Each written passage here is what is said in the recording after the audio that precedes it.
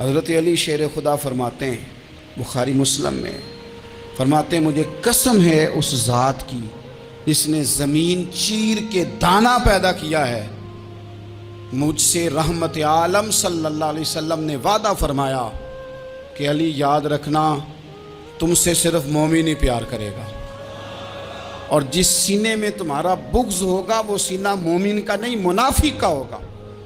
تم سے مومن پیار کریں گے، مومنوں کے دلوں میں کشش ہوگی تمہارے لیے، ان کے سینے کشادہ ہوں گے تمہارے حق میں۔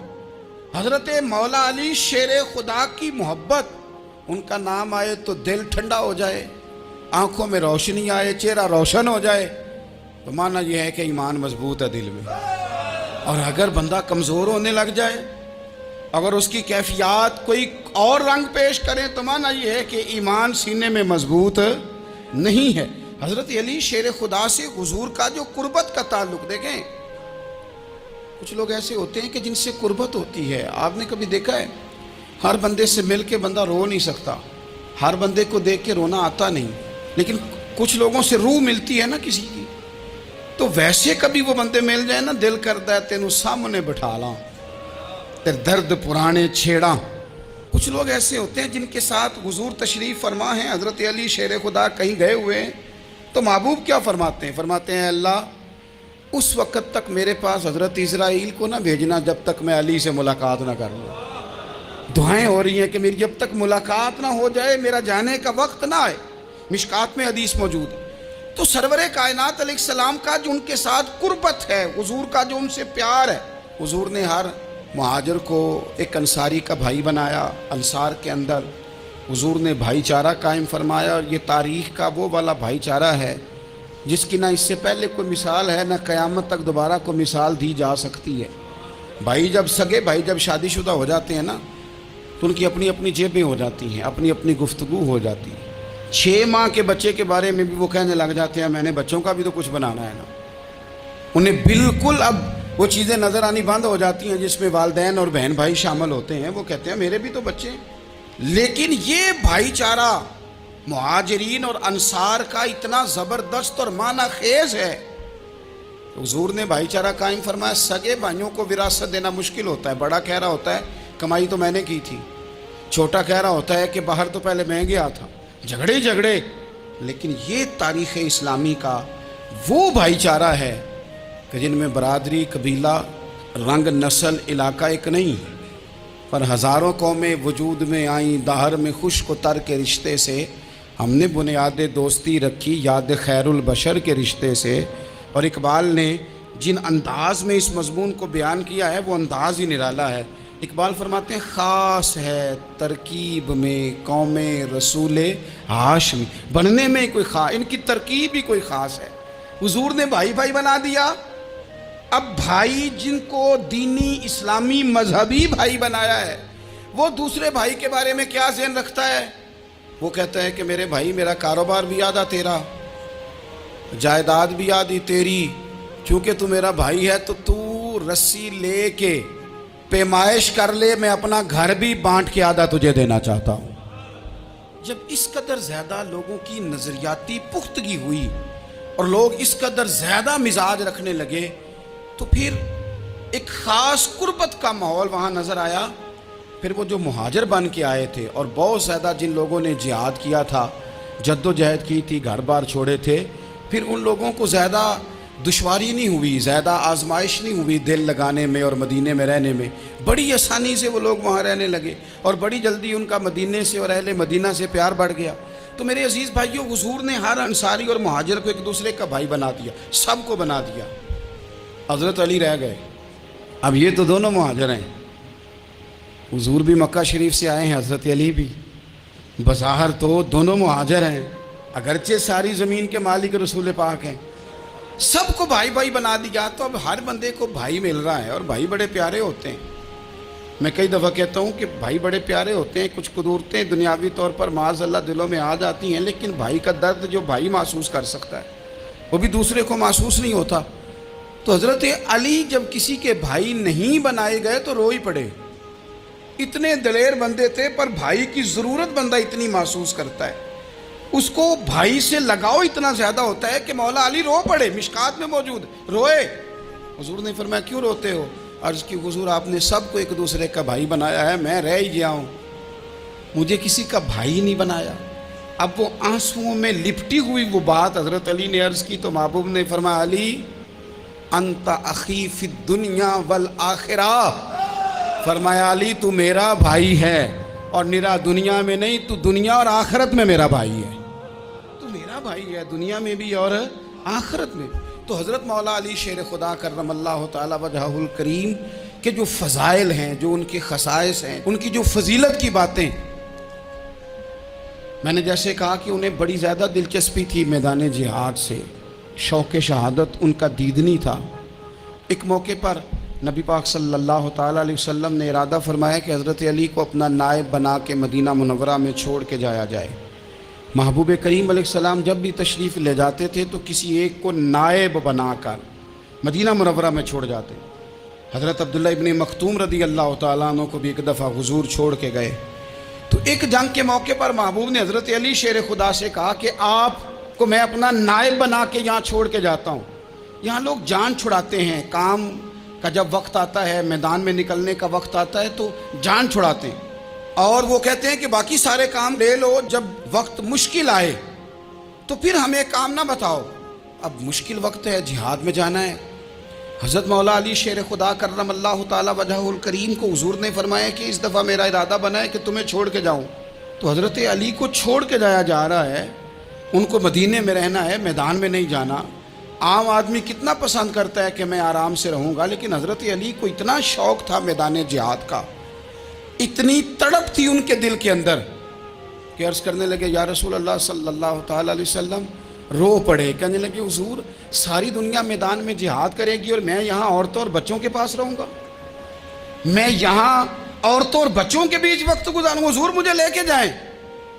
تو وہاں بھی حضور نے محبت کی بات سمجھائی، فرمایا علی جب حضرت موسیٰ کوہ طور پہ گئے تھے تو اپنے بھائی جناب ہارون کو چھوڑ گئے تھے، تو تم بھی تو میرے لیے اسی طرح ہونا جس طرح موسیٰ کے لیے ہارون تھے۔ لیکن فرمایا یہ یاد رکھنا میرے بعد نبی کوئی نہیں، حضرت موسیٰ بھی نبی ہیں اور جناب ہارون بھی نبی ہیں علیہم السلام، لیکن وہ انہیں چھوڑ کے گئے تھے، میں تمہیں چھوڑ کے جا رہا ہوں۔ ایک بات اپنے ذہن کے اندر بٹھانا کہ میرے بعد کوئی نبی نہیں آئے گا۔ تو عزیز بھائی، حضرت مولا علی شیر خدا کا جذبہ جہاد۔ اچھا پھر میں نے دیکھا ہے جس زمانے میں میں اور آپ رہ رہے ہیں، اس زمانے میں لوگ کمزور ہوتے جا رہے ہیں نفسیاتی طور پر، ڈری ڈری سی باتیں لوگ کرتے ہیں، سہمے سہمے سے جملے بولتے ہیں، اور یہ ہر بندے کا اپنا الگ ڈر ہے۔ دانشوروں نے لکھا ہے کہ غریب آدمی کا ڈر تھوڑا ہوتا ہے، اور جو اونچے عہدے پہ چلا جائے اس کا ڈر، یعنی زیادہ ہاتھ اپوزیشن کے نہیں بندے ہوتے، حکومت کے بندے ہوئے ہوتے ہیں۔ لوگوں کو ساتھ لے کے اپوزیشن نے نہیں چلنا ہوتا، حکومت نے چلنا ہوتا ہے۔ تو حکومت میں جب لوگ ہوتے ہیں تو ان کے اندر کمزوری آ جاتی ہے، جب آپ بڑے عہدے پہ چلے جاتے ہیں تو آپ کی مجبوریاں بھی بڑی ہو جاتی، ہر آدمی کہیں نہ کہیں کمزور پڑتا ہے۔ اور ہمارے ہاں تو لوگ ذرا بیمار ہو گئے تو گئے، اور آج کل جو سب سے بڑا مسئلہ ہے وہ یہ ہے کہ لوگ کیا کہیں گے، اور لوگوں نے بڑے بڑے لوگوں کو پاگل کر دیا ہے، بڑے بڑے لوگوں کو۔ ہمارے علماء نے ایک بات لکھی ہے کہ ایک دفعہ نا ایک استاد صاحب سبق پڑھانے کے لیے آئے تو طالب علموں نے ارادہ کیا کہ آج استاد جی کو بیمار کرنا ہے۔ یہ جو آپ کے مشیر ہوتے ہیں نا ارد گرد، ان کی پڑتال بھی بڑی ضروری ہوتی ہے کہ یہ خبر کون سی لے کے آ رہے ہیں اور یہ کس طرح سے گائیڈ کر رہے ہیں۔ ہمیں تنقید کرنے والا بندہ اچھا تو نہیں لگتا، لیکن تنقید کرنے والے جو ہوتے ہیں وہ ہمیں نکھارتے ہیں، وہ ہماری کمزوریاں جو ہمارے اپنے نہیں نکال سکتے وہ نکال کے ہمیں بتاتے ہیں کہ تم یہاں کمزوری کر رہے، اس کا نفع ہوتا ہے۔ طالب علموں نے ارادہ کیا ایک دفعہ، یہ ہم جو اتنی زیادہ توجہ کرتے ہیں نا لوگوں کی باتوں پہ، لوگ کیا کہیں گے، میں کئی دفعہ دوستوں سے عرض کرتا ہوں زیادہ وضاحتیں نہ دیا کریں، زیادہ وضاحتیں دینے سے بھی بندہ کمزور ہو جاتا ہے۔ ہر وقت کا انداز وضاحتوں کا اور ہر وقت دفاعی محاذ پہ نہیں کھڑے رہنا چاہیے۔ وہ ارادہ کر لیا لوگوں نے، طالب علموں نے، کہ استاد جی کو بیمار کرنا ہے، تو استاد سب چنگے بھلے اچھے بھلے صحت مند آئے، کلاس میں داخل ہوئے تو پہلا شاگرد کہتا ہے استاد جی خیر ہے، آنکھیں بڑی سرخ ہیں۔ کہ چل دوڑ جا بیوقوف آدمی، بالکل ٹھیک ہوں، چل کلاس میں بیٹھ چل۔ تھوڑا سا آگے گئے تو دوسرا شاگرد، انہوں نے اب 10-15 نے ارادہ کیا ہوا تھا، دوسرا کہنے لگا خیریت ہے، بڑے کمزور کمزور لگ رہے ہیں۔ اس نے کہا میں بالکل ٹھیک ہوں، کمزور کو چل دوڑ جا اپنا کام کر۔ وہ تیسرے کے پاس گئے تو کہنے لگا استاد صاحب خیر ہے، آپ کے تو مجھے ہاتھ بھی کامتے دکھائی دے رہے ہیں۔ اس نے کہا اچھا واقعی؟ اب چوتھے نے بھی یہی بات کی، پانچویں نے یہی بات کی، تو آدھا گھنٹہ گزرا تو استاد جی کو سچ مچ بخار چڑھ گیا، وہ چھٹی پہ چلے گئے۔ کیوں؟ باتوں پہ توجہ ہے نا، لوگوں کے سامنے ہم لوگوں کی باتوں کے مطابق اپنے معاملات کو ترتیب دیتے ہیں نا۔ کچھ لوگ سوشل میڈیا دیکھ کے نظریہ قائم کرتے ہیں، کچھ ہوا دیکھ کے نظریہ قائم کرتے ہیں۔ وہ قائد اعظم محمد علی جناح کی ایک بات نہیں بھولتی کہ انہوں نے کہا تھا، ہندو لیڈر جو تھا جس کو لوگ گاندھی کہتے تھے، اس سے کہا تھا تیری اور میری سیاست میں فرق ہے، تو لوگوں کا رجحان دیکھ کے فیصلہ کرتا ہے، اور میں قائد اعظم کہنے لگے میں فیصلہ کر کے لوگوں کا رجحان ادھر کر دیا کرتا ہوں۔ یہ کمال ہوتا ہے کسی شخص کا کہ اس کا اپنا نظریہ غالب آئے، بجائے اس کے کہ وہ دیکھے آج کل لوگ کیا کہہ رہے ہیں تو لہذا میں اس طرح کا ڈال جاؤں۔ لوگ تو ایک وقت کے لیے کچھ کہتے ہیں، پھر اگلے 4 گھنٹوں میں کچھ اور کہتے ہیں۔ حضرت مولا علی کے مزاج میں استقامت ہے، اور جو لوگ جو بہت زیادہ پراپوگنڈا کرتے ہیں اور بہت زیادہ کسی کے بارے میں بات کرتے ہیں، ان کا وہ مزاج نہیں، ان کی وہ طبیعت نہیں، وہ اپنے حساب سے فیصلہ کرتے۔ ایک شخص تھا عمر بن عبد ود، 90 سال کا بوڑھا، لیکن جب تلوار لے کے میدان میں آتا تھا تو 1000 آدمی کے مقابلے میں لڑتا تھا، اور لوگ جگہ جگہ یہ کہتے تھے تو اس طرح ہے جس طرح عمر بن عبد ود لوگوں کو ڈراتا ہے، تو اس طرح ہو گیا۔ یہ اس کے ارد گرد کے لوگ اس کی مثالیں دیتے تھے۔ جنگ خندق جب ہو رہی تھی تو یہ مقابلے میں آ گیا، تو حضرت علی المرتضیٰ شیر خدا کرم اللہ تعالی وجہ الکریم بھی تشریف فرما تھے۔ اب پورے عرب کے اندر اس کے بارے میں یہ کہا جاتا تھا کہ اس سے نہ لڑو، وہ تو خونخوار ہے، وہ تو درندہ ہے، وہ تو جنگلی شیر کی طرح آتا ہے، وہ تو کاٹ کھانے کو دوڑتا ہے، اس سے کون لڑے؟ ایک خیال تھا۔ اور وہ پراپوگنڈا بعض اوقات اتنا زیادہ کسی کے بارے میں ہوتا ہے کہ ذہن میں بچے لوگ آتے ہیں نا بچہ دم کرانے کے لیے، تو کہتے ہیں پیر صاحب بڑا ضدی ہے، کسی کی بات نہیں مانتا، باقی بچے ٹھیک تھے، یہ تو بڑا ہی نالائق نکل آیا ہے۔ تو میں کہتا ہوں کہ آپ اس کے سامنے یہ والی باتیں نہ کریں، یہ پکا ہو جائے گا کہ میں ضدی ہوں۔ تو آپ ذہن بنا رہے ہیں اس کا کہ تو اس طرح کا ہے۔ ذہن بنا دیا لوگوں نے کہ عمر ابن عبد ود کے مقابلے میں کوئی نہیں آ سکتا۔ خندق میں یہ آیا، اس نے للکارا مسلمانوں کو، آؤ وہ تمہاری جنت کدھر ہے جس کے بارے میں تم کہتے ہو کہ ہم شہید ہوں گے، تو آؤ میرے مقابلے میں نکلو۔ جب اس نے پہلی دفعہ للکارا تو ابھی بات ختم نہیں ہوئی تھی کہ مولا علی تلوار لے کے اللہ اکبر کہتے کھڑے ہو گئے۔ حضور نے فرمایا بیٹھ جاؤ، حضرت علی پھر بیٹھ گئے۔ وہ پھر پکارا اٹھو کوئی میرے مقابلے میں، تو مولا علی شیر خدا پھر کھڑے ہو گئے، پھر کھڑے ہو گئے۔ حضور نے فرمایا بیٹھ جا۔ ایک شخص نے کہا علی یہ عمر بن عبد ود ہیں، فرمایا مجھے پتہ ہے۔ نہیں سمجھے آپ بات، میں آپ کو سمجھا کے لایا ہوں پیچھے سے کہ پراپوگنڈا کرتے ہیں نا لوگ، ہو آگے نہ جانا، یہاں کرنٹ بڑا زیادہ ہے، وولٹیج بڑے سخت ہیں، تو آگے نہ بڑھنا۔ بھائی کیا ہو جائے گا، اٹھ باندھ کمر کیوں ڈرتا ہے، پھر دیکھ خدا کیا کرتا ہے۔ حضرت علی تیسری دفعہ اس نے کہا نا ہے کوئی، تو حضرت علی پھر اٹھے۔ اب تو رسول پاک صلی اللہ تعالی علیہ وسلم نے تھپکی دی۔ بعض جگہ یہ ہے کہ حضور نے خود تلوار تھمائی، سر پہ امامہ باندھا، اور حضور نے فتح یابی کی دعا فرمائی۔ حضرت علی گھوڑے پہ بیٹھے نکلے، اور جب اس کے سامنے گئے تو جا کے کہنے لگا میرا پتہ ہے۔ حضرت علی فرمانے لگے تو اپنا چھوڑ، میرا پتہ ہے تجھے، مجھے تو جانتا ہے۔ کہنے لگا میں 1000 کے مقابلے میں اکیلا لڑتا ہوں۔ حضرت علی شیر خدا فرمانے لگے پتہ نہیں تو کن سے لڑتا رہا ہے، جانے وہ کون ہے جن سے تو لڑتا رہا ہے، وہ کون 1000 تھے جو تیرے مقابلے میں آتے تھے، پتہ نہیں۔ تو کہنے لگا میرا نام میری ماں نے عمر بن عبد ود رکھا ہے۔ فرمایا چھوڑ تو، میری ماں نے میرا نام حیدر رکھا ہے۔ کہنے لگا تیری عمر چھوٹی ہے، کوئی بڑا لا۔ فرمانے لگے یہ تو جب پنجے میں پنجہ ملے گا تو پتہ چلے گا عمر کس کی چھوٹی ہے، ابھی تو کہانیوں سے متاثر کرنا چاہتا ہے، تو چاہتا ہے کہ تو پریشر ڈالے اور میں تیری بات سنوں، تو مقابلے میں آ، ڈینگے نہ مار، کہانیاں نہ سنا، دیواریں ہلتی رہتی ہیں اور در کانپ جاتا ہے۔ علی کا نام سن کے اب بھی خیبر کانپ جاتا ہے، تو مقابلے میں آ، تو باتیں بنا رہا ہے، کہانیاں سنا رہا ہے۔ وہ کہنے لگا تو بچہ ہے، میں چاہتا نہیں تیرا خون بہاؤں۔ تو حضرت علی کہنے لگے میں بڑے دن سے پریشان ہوں کہ کسی بے ایمان کا خون بہایا کیوں نہیں، میرا بڑا دل کر رہا ہے تیرا خون بہاؤں۔ اس نے بڑی زوردار ضرب لگائی، غصے میں اتنا پاگل ہوا، کیونکہ اس کے بارے میں معروف تھا کہ وحشی مزاج آدمی، اتنا سخت پاگل ہوا غصے میں کہ اس نے اپنے گھوڑے کے پیر کاٹ ڈالے، پہلے تلوار گھوڑے کو دے ماری، اس کو کاٹ کے دوڑا۔ یہ کیوں کرتے تھے لوگ؟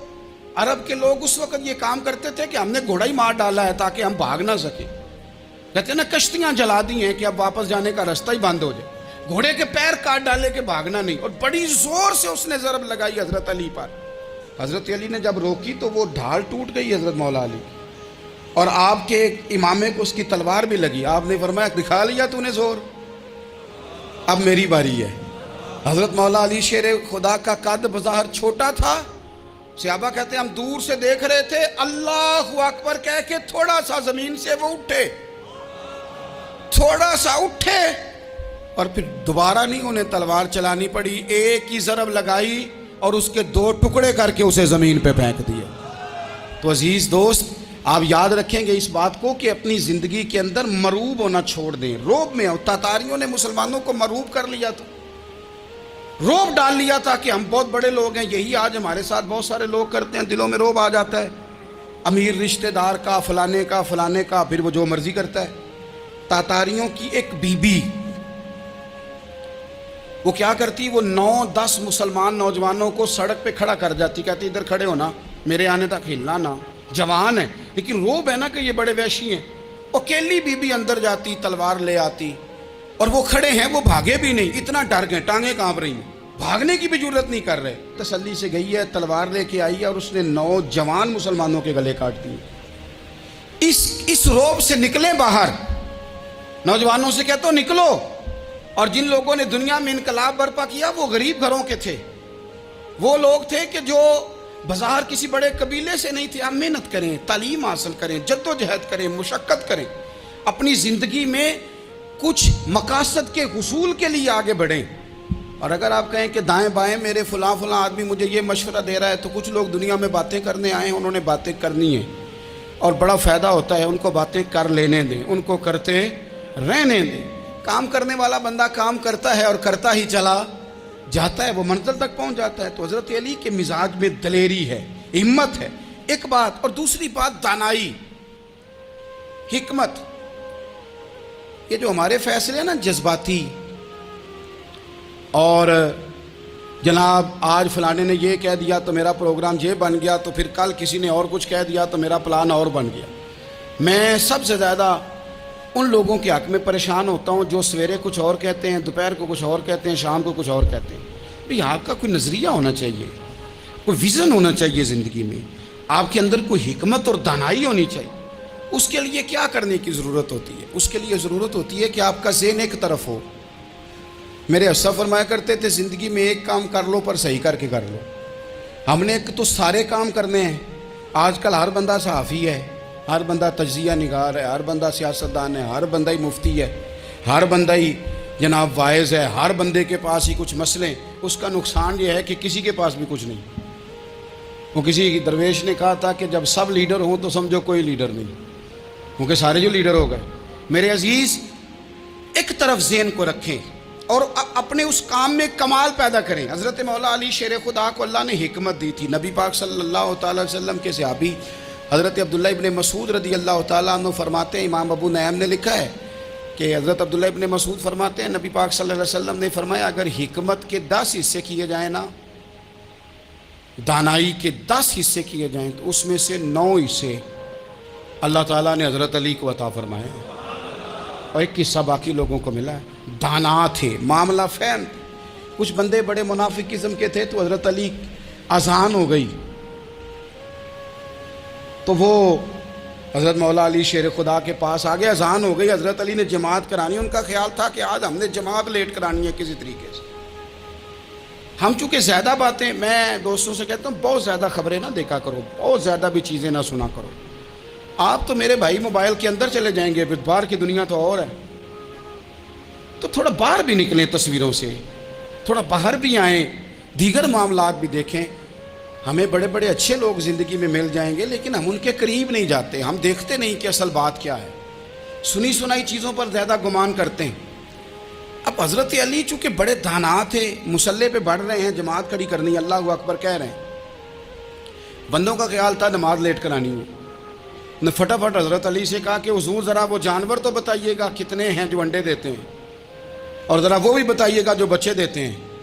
یہ ذرا اب کتنے کو بندہ جانور گنے، آہستہ آہستہ بندہ شمار کرے، ہو بکری جو ہے وہ بچہ دیتی ہے، مرغی انڈا دیتی ہے، اور گائیں جو ہے وہ بچہ دیتی ہے، اور بطخ جو ہے وہ انڈا دیتی ہے، بندہ تو یہ گننے لگ جائے۔ تو حضرت علی شیر خدا یہاں ہاتھ ہیں، فرمانے لگے گھر جا کے گن لینا، موٹی سی بات بتاتا ہوں، جن جانوروں کے کان باہر ہوتے ہیں وہ بچے دیتے ہیں، جن کے اندر ہوتے ہیں وہ انڈے دیتے ہیں۔ اللہ اکبر، نماز کی نیت مان لی، تم گننا گھر جا کے۔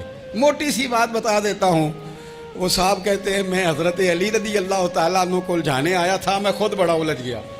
یہ کیا ماجرا ہے، کیا معمہ ہے کہ دو فکروں میں انہوں نے بات کو سمیٹا اور کمال کر دی۔ کہنے لگے گھر جا کے گننا، یہاں ٹائم نہیں، نماز کا وقت ہے، بس جن کے کان اندر ہے نا وہ انڈے دیتے ہیں، اور جن کے باہر ہیں وہ جا کے حساب کرنا۔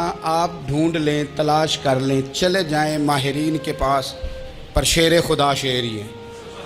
حضرت مولا علی کے جملوں میں کمال ہے، ان کی دانائی، ان کا تدبر، ان کی حکمت، ان کا فہم، ان کی فراست، ان کا کمال۔ ایک شخص بڑی دور سے آیا، اس نے کہا حضور مجھے نا لمبی باتیں یاد نہیں رہتی، دو باتیں بس بتا دیں میں عمل کروں تو زندگی بن جائے، دو باتیں۔ تو حضرت علی فرمانے لگے لمبی امیدیں نہ لگانا، لمبی امیدیں نہ لگانا، موت کا پتہ نہیں کب آ جائے۔ منصوبہ بندی ضرور کرنا آنے والی نسلوں کے لیے، اپنی ذات کے لیے لمبی امیدیں نہ باندھنا، یہ بھی کر لوں گا، یہ بھی کر لوں گا۔ ہم ریٹائر نہیں ہوتے زندگی بھر، پلان پہ پلان، پلان پہ پلان۔ تو اگر ہم پلان کر رہے ہوتے ہیں تو جو ہمارے نیچے ہوتے ہیں وہ ہمیں ریٹائر کرنے کا پلان کر رہے ہوتے ہیں۔ اولادیں تک والدین کو کمزور کرنے کے در پہ ہوتی ہیں کہ اب یہ ہٹے تو ہماری باری آئے۔ حضرت علی فرمانے لگے دو کام، ایک تو لمبی امید نہ باندھنا، اور دوسرا فرمایا اپنے نفس کی خواہش کی پیروی سے بچنا۔ دنیا میں رسوا وہ لوگ ہو جاتے ہیں جو اپنے نفس کی خواہش کی پیروی کرتے ہیں، وہ بزدل ہو جاتے ہیں جو خواہشات نفسانی کے پیچھے بھاگتے ہیں۔ یہ کام نہ کرنا، تو دانائی اللہ تعالیٰ نے انہیں دی۔